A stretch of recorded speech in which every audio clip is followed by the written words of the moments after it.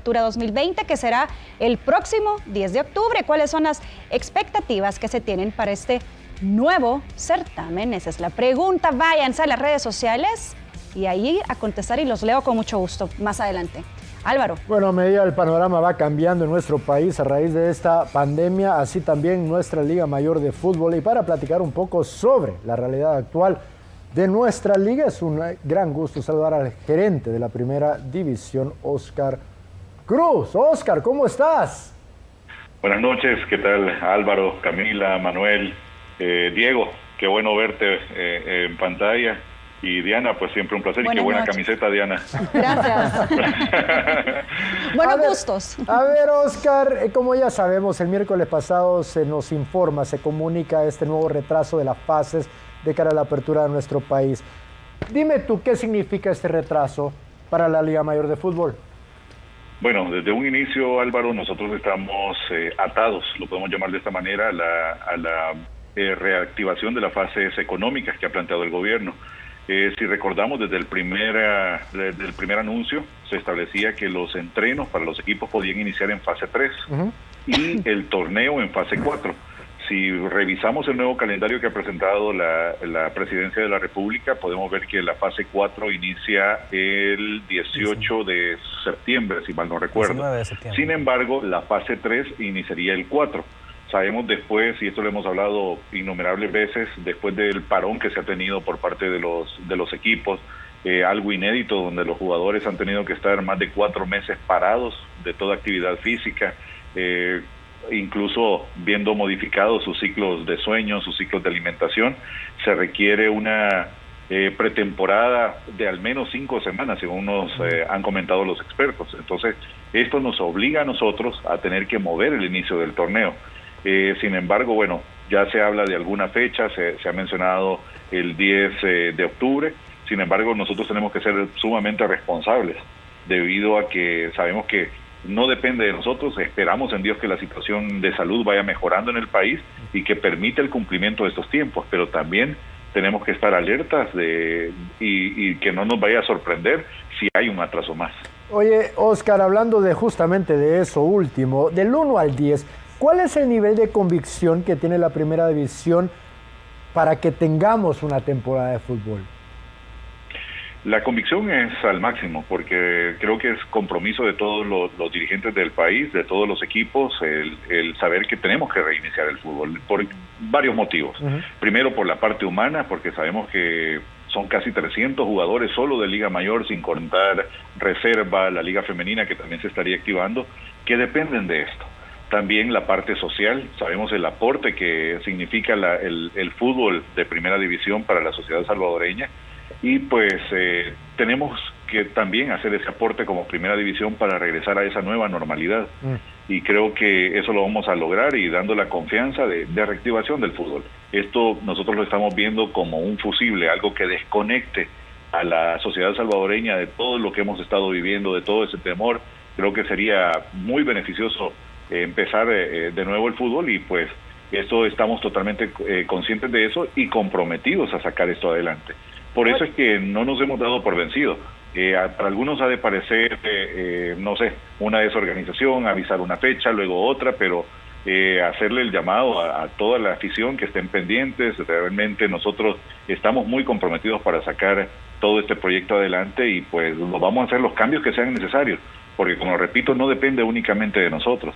Sin embargo, pues ya sea de una u otra manera, estamos trabajando para poder reactivar el fútbol. Hola Oscar, te saluda Camila. Ya tú mencionas que es algo que no depende de ustedes y lo sabemos nosotros, lo sabe la afición también. Te quiero preguntar, en el caso un poco más allá, un poco contrario a lo que tú estás diciendo, que todos estamos optimistas que se reanude.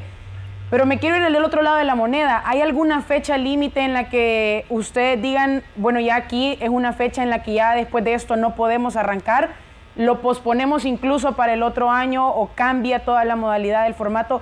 ¿Hay alguna fecha límite en la que podamos decir, ok, no hay fútbol este 2020? Lo que pasa, Camila, es que no podemos tomar la decisión únicamente de cancelar el torneo de apertura. Recordemos que este es inicio de temporada, y si se toma la decisión de no llevarse a cabo el torneo, prácticamente estaríamos renunciando a la temporada completa. Eso significaría más de un año sin fútbol, y eso sería, creo que deportivamente catastrófico para nuestro fútbol. Primero porque se pierden los patrocinios, porque se pierde la continuidad y el ritmo de los jugadores, porque ellos no van a aguantar un año sin ingresos, van a tener que buscar otro tipo de actividades. Muchos de los jugadores que actualmente tenemos en el país son muy cotizados en el extranjero, y al estar libres tienen toda la libertad de poder seguir, y una vez estos jugadores se vayan, hacerlos regresar sería sumamente difícil, y esto le bajaría enormemente al nivel de la primera división. Así es que antes de pensar en una fecha límite o de pensar en el peor escenario, pues vamos a trabajar. Si hay la más mínima esperanza de poder cumplir las fechas como se han establecido, lo vamos a hacer y estamos trabajando para ello. Oye, Oscar, pero a ver, en todas las diferentes ligas del mundo, y no solo del fútbol, pero de otros deportes, en base a su propia realidad se han ido reinventando y han sido creativos a la hora de pues rescatar las temporadas, la industria en sí. ¿Por qué está condicionado la temporada completa en un tan solo torneo corto? Y me explico, ¿por qué no pensar entonces en un solo torneo extendido si las cosas se van empujando más cerca de fin de año? Es decir, si hay otro retraso, bueno, si al final en noviembre hay luz verde, ¿por qué no pensar de noviembre a junio un solo torneo? Y no está descartado esa posibilidad. Okay. Se ha hablado incluso a la interna de la reunión de presidentes que se tuvo.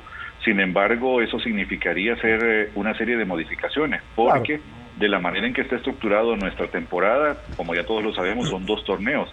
Hay muchos contratos que están estipulados para vencer al final del torneo Apertura.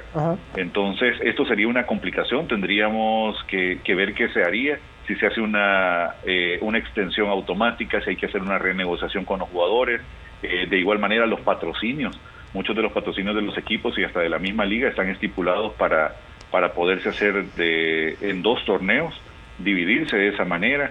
De igual manera, los ingresos de la liga están prospectados a poderse recibir con un porcentaje de la final 2 veces al año. Entonces hay una serie de cosas que habría que cambiar. Sin embargo, no estamos cerrados a eso, y como lo repito, cualquier cosa que sea necesaria para poder llevar a cabo la reactivación del fútbol, pues la vamos a hacer. Oscar, un gusto saludarte. Ahora, todo este retraso, de repente hay que buscarle un lado bueno, ¿no? Y yo conozco y sé que estás expuesto y conoces de cerca prácticas de otras ligas, desde la Liga Española a otras ligas europeas. ¿Cuáles son las prácticas que has podido ver que no solo son buenas, sino que, por ejemplo, en Liga de España lo que le está pasando ahorita con Segunda División, tanto lo bueno y lo malo, ¿qué has podido ver que se pueda aplicar a nuestra liga para poder utilizar, sea en octubre o hacia adelante? Sí, fíjate, digo que bueno, desde un inicio nosotros estuvimos tratando de empaparnos de cuál era la experiencia de todas las ligas que estaban dando inicio. Empezamos con la liga alemana, estuvimos siguiendo de cerca los protocolos de la liga española, de la liga costarricense también, que está más cerca de nosotros y más apegada a nuestra realidad. Y sí, hemos podido llegar incluso el formato de protocolo que envió la Federación Salvadoreña de Fútbol al INDES, y posteriormente que se va a hacer llegar al Ministerio de Salud, lleva mucho de estos componentes, porque se ve, como lo decís también, lo bueno, lo que ha funcionado, también lo malo. Se puede ver, de lo que podemos extraer de ahí es la flexibilidad que ha tenido. Sabemos la complicación que ha tenido la Liga Española al no poder cumplir, por ejemplo, la reglamentación de que todos los juegos de las últimas jornadas iban a jugar al mismo tiempo. Esto pues nosotros lo vamos a prever, lo vamos a tomar en cuenta en bases de competencia, donde se va a convertir en un caso fortuito y de fuerza mayor que se pueda hacer este tipo de modificaciones. Hemos estado tratando de copiar las buenas prácticas, como por ejemplo la utilización al mínimo de los camerinos por parte de los jugadores, tratar de no aglomerarse en esa zona, el hecho que puedan llegar en transportes individuales, en el caso de los equipos locales, para no utilizar un transporte colectivo que pueda ser un posible foco de infección.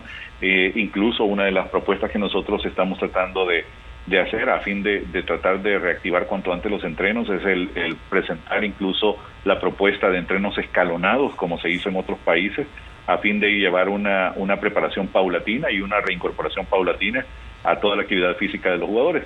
Y podemos mencionar infinidad de acciones, como lo mencionas, tratamos de estarnos empapando de todas esas experiencias y pues aprender de lo que a ellos les está sucediendo para que nosotros podamos prever con anticipación todo este tipo de... Oye, Oscar, ¿cuál sería el protocolo cuando un jugador o jugadores de un equipo den positivo a media temporada? Pues en primer lugar, creo que antes de confirmarse el positivo, cualquier caso de sospecha, lo primero es autoaislarse. Se les ha hecho saber a los diferentes equipos que cada jugador que presente algún proceso febril, que presente algún tipo de síntomas de los que ya se han hablado de este COVID-19, pues automáticamente se deje de presentar a los entrenos, se ponga en contacto inmediatamente con el médico de su equipo. Se va a tener un médico infectólogo específicamente para la primera división que puede dar cualquier tipo de asesoría y luego pues canalizar cuáles van a ser el procedimiento para poder descartar si efectivamente es o confirmar si es el COVID-19. Pero, como lo repito, inmediatamente lo primero que tiene que hacer es autoaislarse, luego ver cuáles son los nexos que ha tenido y los contactos que ha tenido al interior del equipo y poder tomar cartas en el asunto. Y si Dios no lo permita, pero si de repente hay un brote en un equipo, ¿hasta dónde podrían llegar las decisiones que pueda tomar la primera división? Y lo digo porque, mira, está sucediendo en las grandes ligas ahorita y uno pensaría, las grandes ligas, híjole, ellos ya tienen todo mapeado, todo preparado. Y nos estamos dando cuenta que las grandes ligas está improvisando de una manera fatal día a día. Y ahorita a tal grado que ya amenazaron en cancelar la temporada porque los equipos no están controlando a sus jugadores con los protocolos sanitarios suficientes. Entonces mi pregunta es, cuando hay, primero Dios no lo quiera, pero si hay un brote en un equipo, ¿qué va a suceder con ese equipo? ¿Se pone a un lado? ¿Se suspende el equipo hasta tantos días? ¿Qué han pensado tomando en cuenta que hay tiempo suficiente para justamente, como tú decís, tener todo listo y previsto? Sí, bueno, en ese caso también hay un protocolo ya establecido. Precisamente por eso fue una de las razones por la cual se solicitó como primera división ver el tema del descenso, porque estamos expuestos todos los equipos a poder tener ese tipo de brotes. ¿Y qué pasa si, por ejemplo, por mala suerte, un equipo está en plena pelea del descenso o incluso está en mediana tabla, pero por la misma complicación de sus jugadores se ve complicado con el descenso? Creo que no sería deportivamente lo más justo. Y recordemos que esto afectaría no solo el tiempo que esté en cuarentena, sino también el tiempo de recuperación que pueda tener ese equipo posteriormente a un brote de estos. Entonces, bueno, sí está establecido en los protocolos cuál va a ser el manejo. En primer lugar, el tratar de ponerse en cuarentena para luego poder reprogramar todos los juegos que estén pendientes. Y pues si en dado caso se convierte en un caso muy crónico donde no se pueda reactivar, pues se tomaría la decisión de dejarse fuera del torneo. Okay. Lo principal y siempre va a ser la prioridad, el darle la seguridad al resto de sus compañeros de profesión y a todos los que estamos involucrados alrededor del fútbol. Oscar, pregunta relacionada con eso, porque creo que esto es importante para poder iniciar, ¿no? Y por tener la seguridad de todos los protagonistas, desde los jugadores, las familias de ellos, cuerpo técnico, dirigentes, aficionados, medios, etcétera. Se han visto, por ejemplo, en México o MLS, que hay brotes en los equipos, y lo hemos hablado aquí. Creo que va a ser la nueva normalidad para el deporte en cualquier parte del mundo, ¿no? Entonces, en México, por ejemplo, la liga está empezando a tratar de estandarizar la empresa que hace las pruebas. Aquí entiendo que es un poco complicado tener una prueba, pero sí hay pruebas que se pueden hacer en laboratorios en los que pudiera hacerse a nivel de equipo o liga. ¿Se ha pensado como liga poder lograr tener estos acuerdos o llegar a este tipo de detalles en el protocolo? Fíjate, Diego, que de momento es sumamente complicado. Creo que lo hablábamos la última vez que estuve en la entrevista, donde decíamos que lamentablemente, a diferencia de otros países, en El Salvador no tenés todavía un panorama claro de cómo hacer una prueba de manera privada. Uh-huh. La mayoría de las pruebas, o por no decirlo el 100% de las pruebas, las sigue manejando el gobierno, y las únicas pruebas válidas, conocidas como PCR. Entonces es sumamente difícil nosotros como equipo comprometernos a realizar otro tipo de procedimiento, porque sabemos que el gobierno no tiene la capacidad de brindarnos las pruebas ellos tienen sus prioridades actualmente, pues, y en eso estamos totalmente conscientes. Sin embargo, pues lo que a nosotros nos corresponde es tratar de brindar los insumos necesarios de protección, háblese de mascarillas, alcohol gel, desinfectantes, para que cada uno de los jugadores, mientras se mantenga en los centros de entrenamiento, en los estadios, pues ellos puedan llevar a cabo todas las medidas de protección, igual hacerles conciencia fuera de estas instalaciones, en su vida privada, llevar las medidas que eviten puede caer en un contagio. Si todo sale bien, Oscar, y nos mantenemos firmes con la fecha del 10 de octubre, hablemos ahora de las fechas de inscripciones y también de cuándo iniciaría la pretemporada. Bueno, según lo que se ha conversado con la Federación Salvadoreña de Fútbol, se tendrían las fechas de inscripción a partir del 24 de agosto. Eso sería una semana después de lo que habíamos estipulado originalmente. La pretemporada, los equipos la pudiesen iniciar al iniciarse fase 3, que está estipulada para el 4 de septiembre, y de esa manera pues tomar alrededor de 5 semanas de cara al inicio del torneo, que estaría proyectado para el 10 de octubre.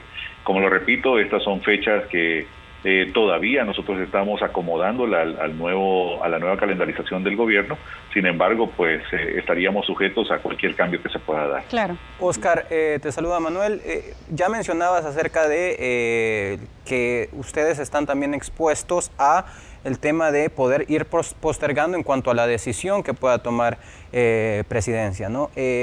Los jugadores, que en este caso son también los protagonistas, están también supeditados a esta decisión también. Los acuerdos a los que se ha llegado y se ha firmado con jugadores, ¿se modifica en algún momento en forma o únicamente es el tema de plazos lo que se posterga? Fíjate, Manuel, y gusto saludarte. En este momento, pues por eso nosotros estamos tratando de mantener el formato. Y lo que se ha hecho es, si bien se va a modificar la fecha de inicio, también se modificaría la fecha de la final. Tendríamos una final a finales de enero, algo inédito en torneos cortos. Sin embargo, pues la prioridad en este momento es mantener el acuerdo que se hizo con los jugadores de mantenerle al menos 3 meses de competencia para cada uno de los clubes. Nosotros estaríamos llevando un torneo de un poco más de 3 meses y medio. Entonces, como te digo, esa es la prioridad. Si vamos a mover el inicio, manteniendo el formato, también se tendría que mover la final y nos tocaría algo súper comprimido. Bueno, tú fuiste parte de FIRPO cuando se iniciaron los torneos cortos y te darías cuenta de cuál era el periodo que se tenía entre uno y otro torneo. Actualmente, y hoy lo hablábamos con el secretario general de la Federación, prácticamente estaríamos terminando un torneo y el siguiente día empezando las inscripciones del próximo, del clausura, para poder cumplir los plazos que establece también CONCACAF y terminar el clausura antes del 31 de mayo. Entonces, es una modificación que pues tocaría hacerlo, correr con todo esto, no va a ser fácil. Sin embargo, pues lo que tratamos de hacer es de cumplir lo que se prometió desde un inicio. Okay. Cada vez estoy más convencido de un solo torneo extendido, Oscar. Ah. Bueno, esperemos en Dios. Esperemos que no, pero no sé. A veces las cosas son un poquito más lógicas, ¿no? Pero bueno. Oscar, qué gusto tenerte nuevamente. No te perdas tanto, No, ustedes invítenme más seguido. Está Oscar Cruz, gerente de la Primera División, acompañándonos acá en La Polémica. Diana. Vámonos a leer comentarios entonces. ¿Cuál es la expectativa de la afición? Nuestros televidentes en redes sociales teníamos una pregunta que decía cuáles son las expectativas que se tienen para este nuevo certamen. ¿Qué se esperan ahí en casa quienes están conectados con nosotros? Charlie Martínez dice: las expectativas son altas ya que falta la emoción de nuestro fútbol local, esperando que se pueda reanudar según la fecha establecida. Saludos a Álvaro y a Diego. Bien. Ahora. Eduardo Enríquez, a ver cómo se acoplan los equipos al nuevo formato y espero que haya mucha competencia. Antonio Guevara opina: una incertidumbre porque no se sabe cómo regresarán los jugadores después de muchos meses sin actividad, pero ojalá que se ponga bueno el torneo. Saludos desde San Pedro, Mazahuat, La Paz. Al Papo, dice Antonio Guevara. Bueno, muy bien. Con esto nos vamos a un primer corte y regresamos con más de La Polémica. No nos cambien.